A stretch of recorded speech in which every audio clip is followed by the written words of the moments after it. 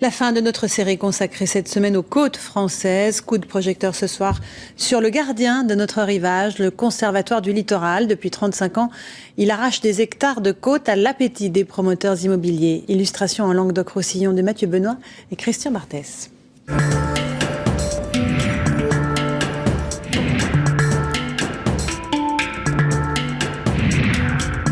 À l'ouest, le Cap d'Agde, sa marina et ses immeubles résidentiels.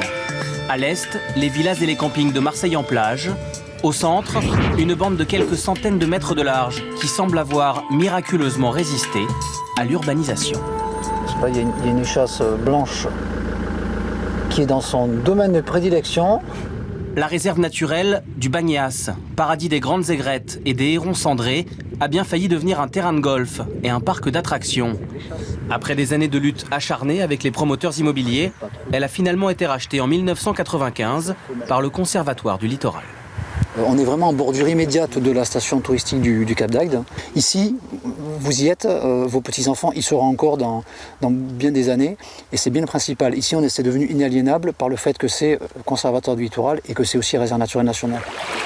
Plage, criques paradisiaques ou zones naturelles riches en biodiversité. Depuis la création du Conservatoire du Littoral en 1975, 600 sites ont ainsi été préservés et ouverts au public. Mais l'objectif, c'est pas de rester sur 600 sites, c'est d'élargir et d'aller jusqu'à ce qu'appelle le conservatoire le tiers sauvage. C'est arriver à acquérir un tiers du littoral. Repérer les terrains en vente, convaincre les propriétaires parcelle par parcelle, c'est le travail de Jean-Claude Armand. Ces parcelles ont exactement la largeur du coup de faux. Il faut être patient, c'est un peu comme un joueur de go. Vous mettez une pierre, autour vous surveillez, vous mettez une deuxième pierre, etc.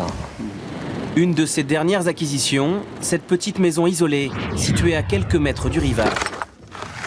Le vendeur de ce terrain inconstructible et situé en zone inondable avait trouvé un acheteur à 80 000 €.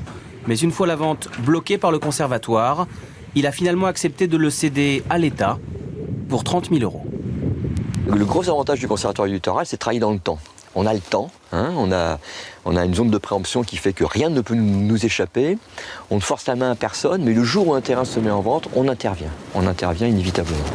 D'ici quelques mois, le bâtiment sera détruit et la lagune retrouvera son aspect naturel, géré par une collectivité locale ou par un agriculteur. Comme cet éleveur de taureaux de combat, plus de 350 agriculteurs exploitent des parcelles de bord de mer appartenant au Conservatoire du Littoral. Leur présence permet un entretien permanent du site avec un cahier des charges très précis. On fait attention aussi en même temps à la nidification, aux espèces qui vivent aussi avec les taureaux. Donc tout ça, c'est fait avec des ornithologues, c'est fait avec des spécialistes de la nature et surtout nous qui vivons toute l'année dessus, quoi. Point le plus important du cahier des charges, l'ouverture des sites au public. Les 1000 km de rivage du conservatoire sont parcourus chaque année par plus de 30 millions de visiteurs.